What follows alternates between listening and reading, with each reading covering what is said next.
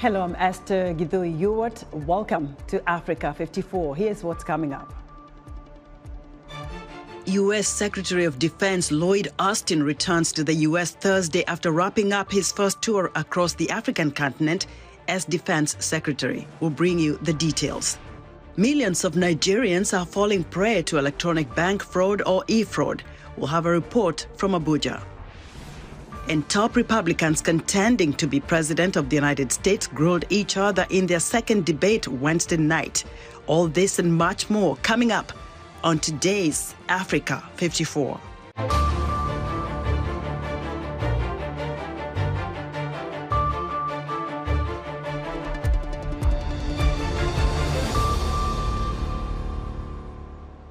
U.S. Secretary of Defense Lloyd Austin is returning home Thursday after wrapping up his first tour across the African continent as Defense Secretary.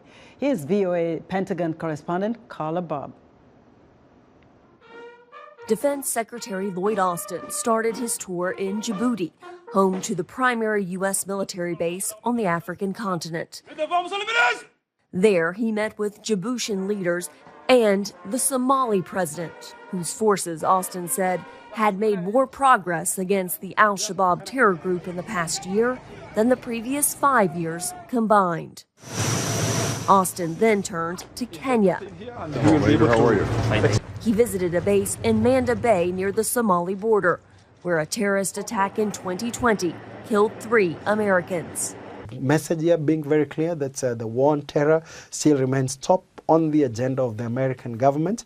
The American and Kenyan defense secretaries signed a 5-year security agreement to support working together against their common terror threat.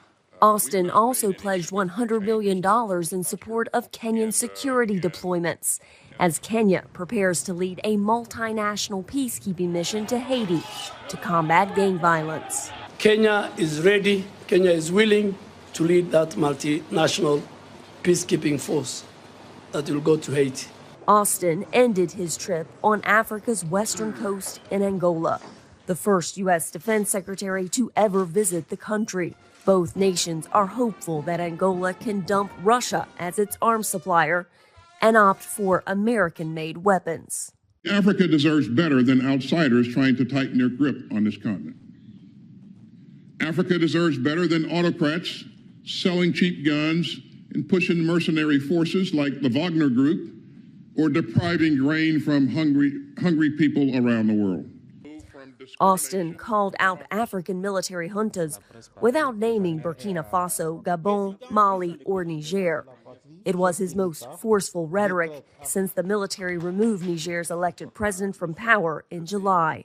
When generals overturn the will of the people and put their own ambitions above the rule of law, security suffers and democracy dies. Militaries exist to defend their people and not to defy them. And Africa needs militaries that serve their citizens and not the other way around. France decided this week to withdraw its military forces from Niger by the end of the year. And analysts say the U.S. could follow suit should the Nigerian military not return the elected government to power. Niger has become the key hub, the key center of counterterrorism operations for the U.S. and France in the region. And if it's cut back, or if it's reduced, or if it's ended, there is no other assets in the region that the U.S. can use. The U.S. has so far kept its forces in Niger, but the Pentagon has declined to conduct counter-terror operations with Niger's military. Carla Babb, VOA News, Luanda, Angola. U.S. Secretary of State Antony Blinken on Wednesday announced visa restrictions for individuals who he says were undermining democracy in Liberia ahead of the country's elections in October. Secretary Blinken did not specify how many people were affected, nor did he identify them. The move restricts their ability to travel to the U.S. Blinken says the policy is not aimed at the Liberian people or the government. Voters in Africa's last absolute monarchy, the Kingdom of Eswatini, is holding its parliamentary elections on Friday, but political parties are banned from contesting. What's at stake? VOA's Paul Ndiho has more. About 585,000 registered voters are deciding who will become the 59 members of the lower house of parliament, which plays only an advisory role to the monarch. King Mswati III, who can veto any legislation, directly appoints another 10 lawmakers. The constitution emphasizes individual merit as the basis of selecting lawmakers who cannot be affiliated with any political group. All that is in my heart is that we are fighting that our people must get someone who will go to parliament and speak for them and stand for them, so that whatever they want here, they must get from our government. Being in the good grace of the king, who wields absolute power, also carries significant weight. Only about a dozen of those nominated during primaries last month are known to have ties with the opposition. I can safely say we are not allowed to be free. We don't have free speech. We are not allowed, because if you speak the truth, then you find yourself in exile, you find yourself in jail. Political parties were effectively banned in 1973, but a new constitution in 2005 provided an opening allowing for freedom of association. Still, there is no legal avenue for them to register, according to the democracy watchdog Freedom House. A 25-year-old citizen named Bandili Kazo says there is no freedom in Eswatini. There is no freedom in Swaziland. There is no democracy in Swaziland. There is no democracy in Swaziland. Swaziland is killing us. We work hard early in the morning, 6 a.m. to 6 p.m. But at the end of the day, there is no money. We don't get anything. Formerly known as Swaziland, the mountainous country of 1.2 million people is landlocked between South Africa and Mozambique. King Mswati, 55, ascended to the throne at 18 and has ruled with an iron fist for 37 years. The king has been widely criticized for his lavish lifestyle, while nearly 60% of the population lives below the poverty line. The pomp monarch, who usually wears traditional clothes in public, loves luxury cars and watches.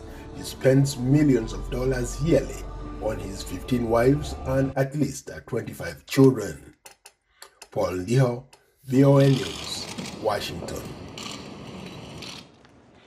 Burkina Faso's military government says it has foiled a coup attempt almost 1 year after the country's leader came to power in a coup himself.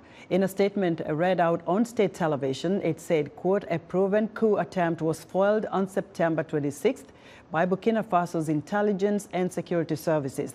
The statement alleges that the perpetrators had the sinister intention of attacking the institutions of the republic and plunging the country into chaos. Junta leader Captain Ibrahim Traore seized power on September 30th, 2022, the landlocked country's second coup in 8 months. The two takeovers were each triggered in part by discontent at failures to stem a raging jihadist insurgency which swept in from neighboring Mali in 2015. Nigerian Senator Ireti Kigimbe is a member of the opposition Labour Party, which defeated long-time Senator Philip Aduda from the main opposition People's Democratic Party. She says she has launched initiatives to help women and girls in the Federal Capital Territory. Kigimbe is also chairperson of the Women's Affairs Committee of the Nigerian Senate and is only one of 3 women in the upper chamber of the law-making body. She spoke with VOA's Peter Clotty about several issues, including her legislative priorities. I'm the chairperson for Women Affairs. So I created something I call GRIT, which is gender inclusivity and for development. Now, basically, I'm trying to ensure that in every committee in the Senate, there's a gender aspect. So you are in maritime. How? What have you done for women? Ecology. How? So basically, when I put it all in place, it would be gender mainstreaming to begin with. Secondly, legislating women in governance. unfortunately, Nigeria ranks last in Africa and 182 using the 9th Assembly statistics in 186 countries in terms of women in governance and in politics. Now, I think the time is right for us to actually legislate 35% women involvement across board in governance and in politics. Does that mean that if the women do not necessarily belong to your party, they will not have that opportunity to? Oh, no, they will. It's supposed to be, it's non-partisan. To begin with, I have been a beneficiary of women supporting women regardless of party. I must say I got a lot of support from women regardless of their parties. And there seems to be a new awareness of women actually supporting women. At least in Nigeria, I see that, because it's the only way we're going to effect this change. And I also, now that I'm a senator and also the leader of my party in the FCT, I intend to involve a lot of women in terms of giving them financial assistance, political assistance, whatever is necessary to get women involved in the politics in order that they can also emerge. There are 62 wards in FCT. Right now, I think maybe we have 1 or 2 female councillors out of the 62, and that's really terrible. So I'm looking at least 40%. That was Nigerian Senator Ireti Kigibe speaking to VOA's Peter Claudy. Nigeria's 2 main opposition leaders recently filed separate appeals at the Supreme Court challenging a tribunal ruling that earlier this month upheld President Bola Tinubu's victory in a disputed February election. Atiku Abubakar from the People's Democratic Party, who finished second in the election, says in a court filing that the tribunal erred in law when it failed to nullify the presidential election on the ground of non-compliance with electoral law. The Labour Party's Peter Obi, who polled third, also filed his appeal. The Supreme Court, the highest in Nigeria, has 60 days from the date of the filing to rule on the appeals. Now, for more on Nigeria's electoral infrastructure, I'm joined by Evelyn Dan Epele, a policy analyst and a native of Nigeria. Evelyn, welcome to Africa 54. Thank you so much, Esther. It's good to be here. Now, President Bola Tinubu's win has been challenged, as we just said, by, through the court by Atiku Abubakar, Peter Obi. Were there obvious electoral flaws that led to this kind of petition? There were a number of technical issues, really, that caused the basis for the petitions. One of those things, I'm sure we spoke about this sometime early in the year, was the new Naira that was introduced, the recoloring of the Naira, which sort of threw the citizenry off balance, really, because when the new Naira was released into the system, it became scarce almost immediately. And people were asked to take monies back to the banks. The goal was to get an exchange, but ultimately people became cash-strapped. And so that ultimately led to low voter turnout, because very few people even had access to going home to their home states to vote, for example. So that was really the beginning. But then when it comes to the election itself, one of the biggest challenges was the issue of the use of the IREV, which was the introduction of technology in the elections, where Nigerians were promised that election results would be transmitted live from the polling stations, and that did not effectively happen. The system was tested at the state level, but when it came to the presidential election, for some reason that failed, and that became the basis for which a lot of people expressed displeasure at the way the election was conducted. But really, this election was quite unique. I heard you doing the intro say 2 main oppositions. We've never really had that context where you have 2 main oppositions, including the winning party now, the APC. And so the votes were split. It was almost like a third of each of the votes went to the parties. It was very interesting to note that this was, the lowest voter turnout in years in Nigeria. But what role do you think the Nigerian citizenry can play in establishing strong democratic political institutions?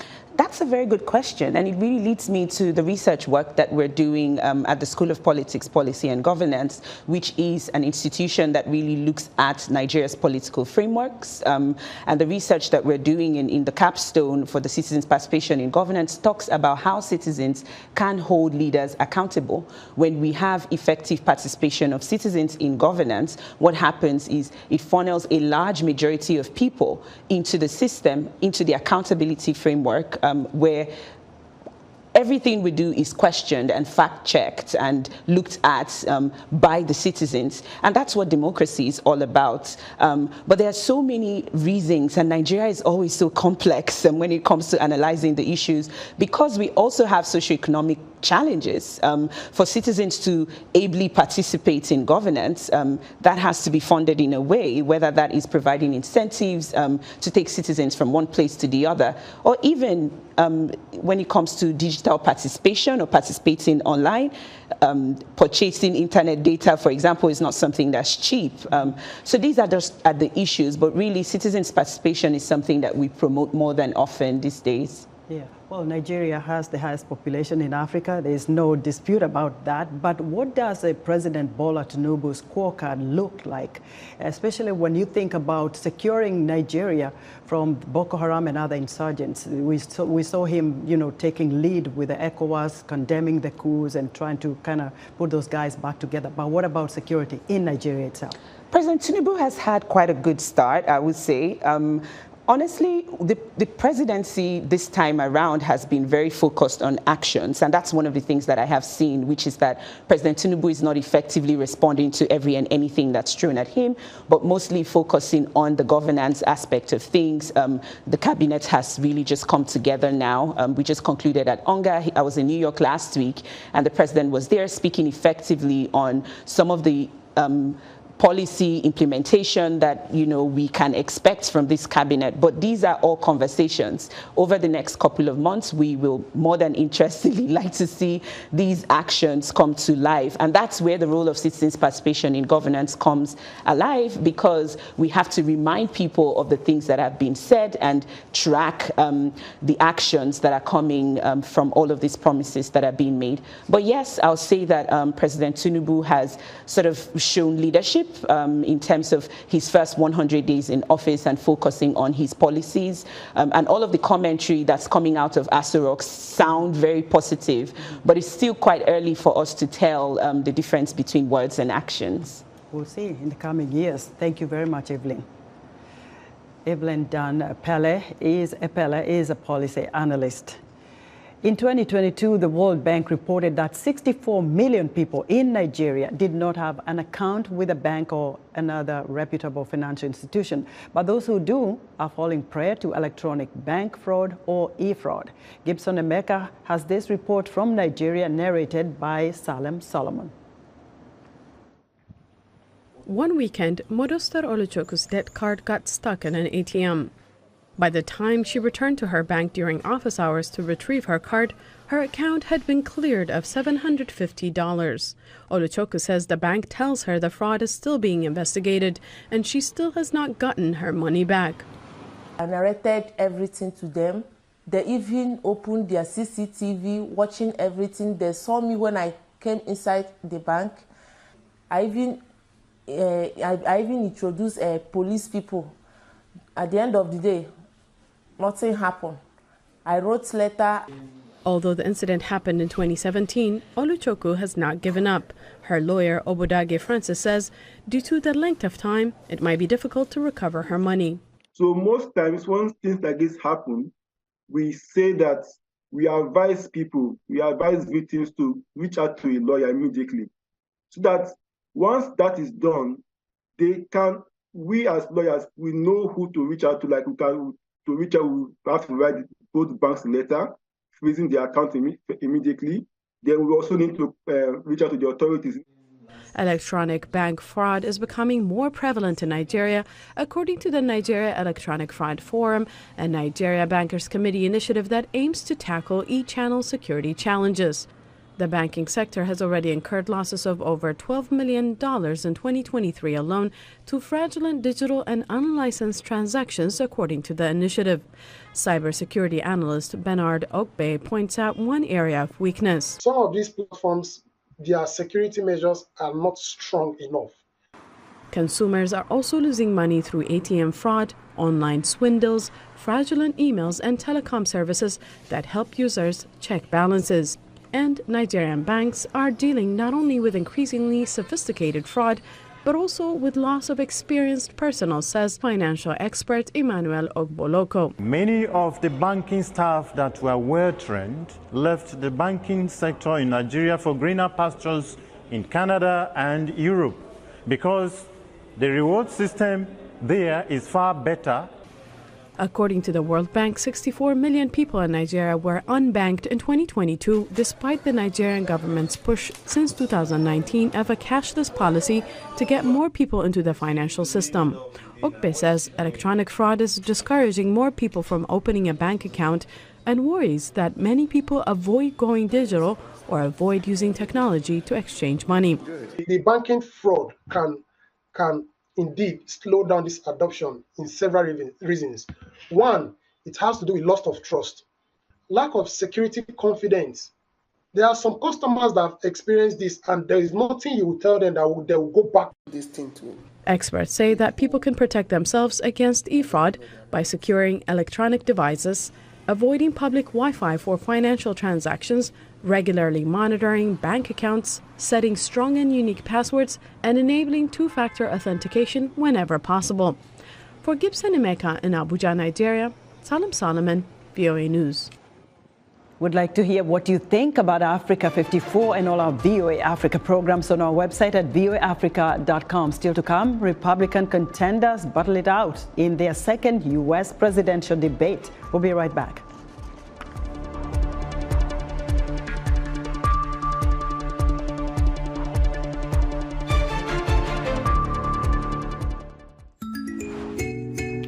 When a mother dies during childbirth, the future dies with her. That's according to a recent report by Bill and Melinda Gates Foundation. It says across the globe, approximately 800 women die each day during childbirth. The chance of a baby reaching their first birthday drops to less than 37% when the mother dies during childbirth, especially for women of African descent.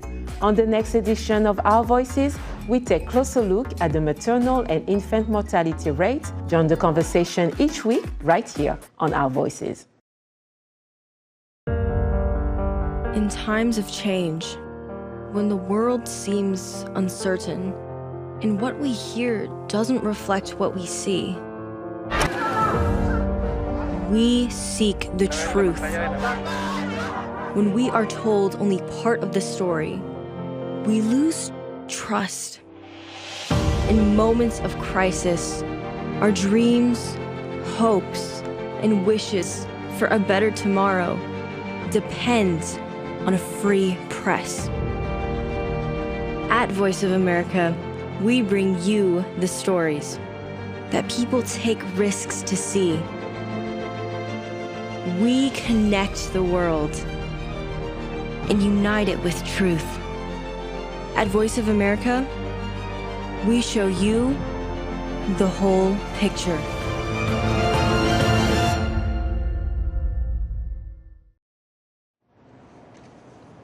In other news, Orthodox Ethiopians on Wednesday marked the beginning of Meskel, one of the holiest celebrations in the Christian tradition, followed in this Horn of Africa nation. Among Orthodox believers in Ethiopia and its neighbor Eritrea, Meskel commemorates the discovery by Saint Helena in Palestine in the 4th century of the true cross upon which Jesus Christ was crucified.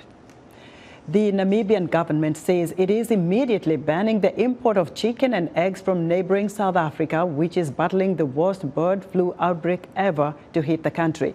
Importation and in-transit movement of live chickens, poultry, eggs and chicks from South Africa is suspended until further notice, according to Namibia's Agriculture Ministry.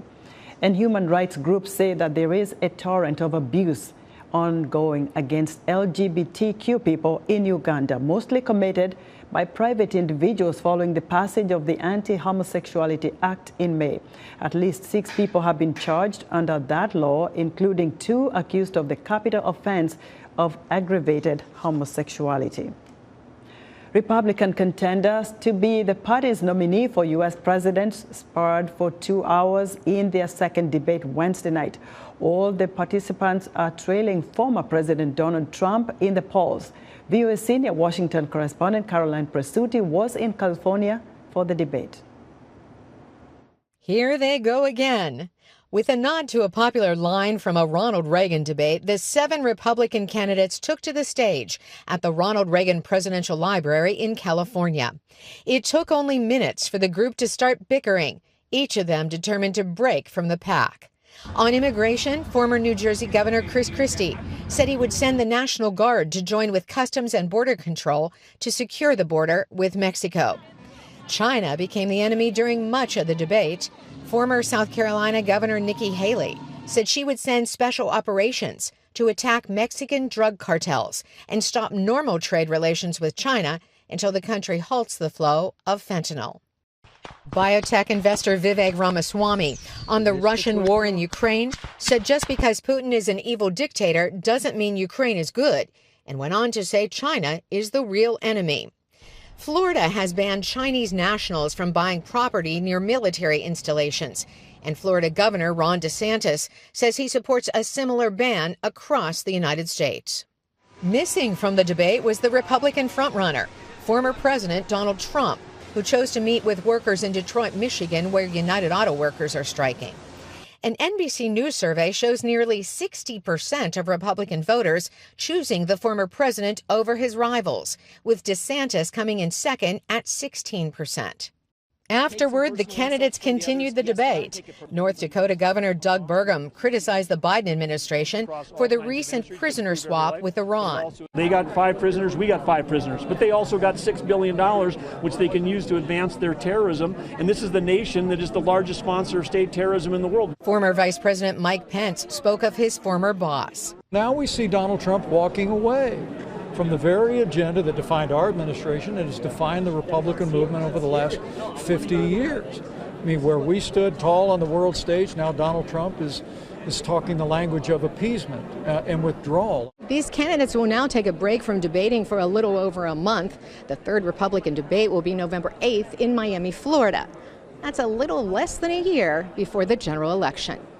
Carolyn Presutti, VOA News, Simi Valley, California. And that's our show for today. Be sure to watch Africa 54 on our website at voaafrica.com. From all of us here in Washington, thanks for watching.